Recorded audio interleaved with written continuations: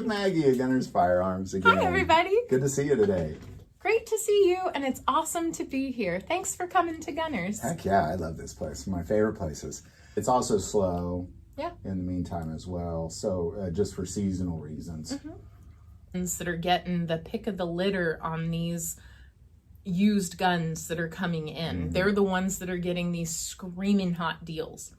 When you and Laurel road trip and you get her, like, finagle her into making a stop, Stop at a gun store. and you're looking, you're stopping and you're looking.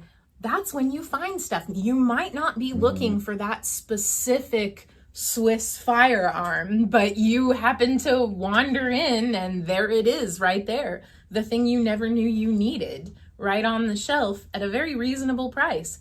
It's because you stopped. So if I understand that right, when you look at the firearm industry as a whole, there's a ton of guns out there. There's a ton of ammo out there. And really the big winners are the ones who are kind of taking the time to really go out and scout out, like, okay, there's this thing, where I didn't find it at these other 8 stores, but I found it at this one. Yeah. We get guys that travel for their business. Maybe they work for the railroad, maybe they work for a trucking company, but if they have a bit of downtime and they are in a neighborhood that is outside of where they normally shop, they'll make a point to come in and check these gun stores. Yeah. And I've heard from some of these guys, like, there's some stellar deals at different places. Yes. And they're like, you're a bit high on these compared to 150 to 200 miles north of you. But oh my God, you've got this thing on the shelf and you've got it priced cheaper and it's in better shape than the one I saw up there. Yeah. Well, you're exactly right, because there's a couple stores, because we have a little cabin down in Camdenton, down in the Ozarks, and there's one particular store that I always go into when I'm down there, usually to buy ammo or something, but I've bought a couple guns from them because they just had them and they were cheaper than everybody else. Yes! And there was another gun I wanted, and I was here in Kansas City, but I thought, well, I'm going to wait till I get down there to the Ozarks to buy that gun. So you're right. And I mean, so many times I could think of a dozen guns I owned that I just bought traveling around. Yes. That I never saw anywhere else, or at least at that price. And so that is really, it's out there. You do have to search. There's a lot of it out there, You too. have to look. And now would be an ideal time while the market value is coming to a low and the gun stores are going through this lull. Well, it seems to really be a great time. If you were to give anybody advice, like if they're out, because, we did another video, I'll put the link below, but it seems like the trend is people right now in the summer of 2025 are really more in the market to get rid of guns than they are to buy guns. Yeah. So if you're in the market for a gun, really the best bet that a person could do right now is, one, you're in the perfect time. Probably the best time there has been since 2020, as far as abundance of varieties and types and calibers and barrel lengths. And but the price is right too. Like the inflation has really, it's matched it, which is unusual as well, because like even my kids, I don't know how they're going to grow up and live in this country. It's so expensive. Like, how will they ever buy a house? But hey, they can buy a gun. Gun's cheap. Yeah. Yeah. They might be renting an apartment with a bunch of cool firearms. Could be. You know what? I already know some people that live like that anyway. So Yeah. I've lived like that personally. So the small home living, tiny home living, campers or small apartments. It's the American way these days. But we own guns. So that's right. Well, it really was, and we talked about it in a different video as well, is that it's one of the few things out there right now that is actually going down in price. Like everything else is not just going up, but going way up, like beyond comprehension. Like I went out to dinner recently with two of my kids and my wife. It was over $200, and it wasn't really a very nice place. How how do you even eat? Like, it's getting so expensive. So it's beautiful to see guns come down. It's beautiful to see these opportunities for people to get something that's affordable. Yeah. And there will always be some exceptions. I understand that you wonderful individuals in the comment section will probably light up the comments and go, no, it's not going down where I am. Oh my God. The price was this yesterday and today it's this. My cousin's like, yeah, all right, well, I'll buy your property for the same price per square acre that you paid for it when you bought it back in whatever, you know, or however long ago. Oh, hell no, it's worth more today. It's like, well, you know, that's right. Right. And that's where it is on the new end of the firearms. If you're buying new firearms, the inflation on those has adjusted correctly for that. On the used guns, you're seeing those are going for lower or less. Okay, so let me ask you this. So let's just talk about like just a brand, like we'll just throw Glock out there for a second. So what you're saying is that if I would have bought like a Glock 19 Gen 5 last year, it's probably gone up a little bit this year because of inflation, whereas if I bought a used one, it's lower, or is... Glock's kind of not the one to talk about for that. Yeah. Because they kind of stay at the same price always. I guess that's true. But Glock's discontinuing a bunch of their models. I know. And we'll talk about that in a different video. But that is a can of worms.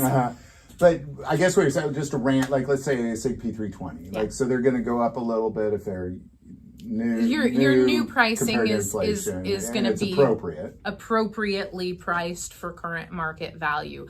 Used guns, you're seeing, you might be getting 40% of cost. Wow. On a used firearm. That's great. So I mean, it's great if you're buying used firearms on either side of the counter. It's not great if you're selling used firearms. Which is what everybody wants to do right now. Which is exactly what they want to do. And it's like, why is it not worth this? It's like, it's not a great time to sell those firearms, and you will probably not be offered as much as you think they are worth. And like I said, we're not trying to be a bag of weenies about it. It's just the way the current market is on that. And shop your used guns around. If you are not happy with the offer that you get from one location, you have options. You can search for other options. The problem is that if you're going to sell something used,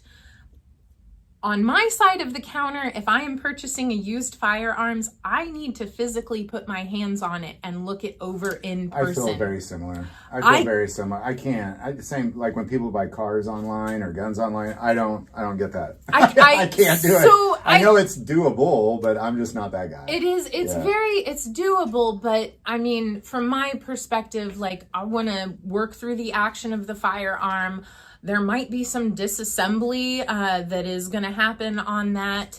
And your highest dollar value for a used firearm is going to come for firearms that are factory complete.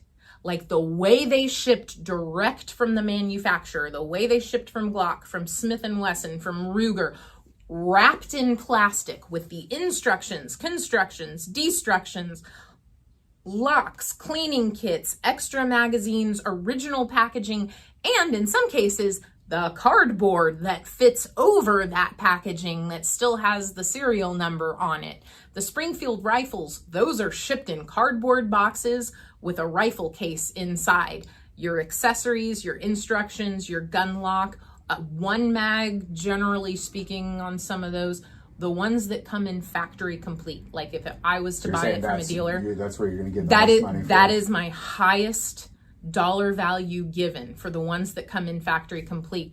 When Joe Bob pulls his rusty firearm out of the tackle box, the toolbox, or from behind the seat of the truck where it's been floating back there for 6 years and drops it on the counter and that thing's rusted and locked up and goes, yeah, I want full market value for that. I'm really sorry that gun is not, that's not gonna happen. That is not the same value as one in better condition that is complete. Sure. So And I try to explain that to people that call, hey, give me a price over the phone.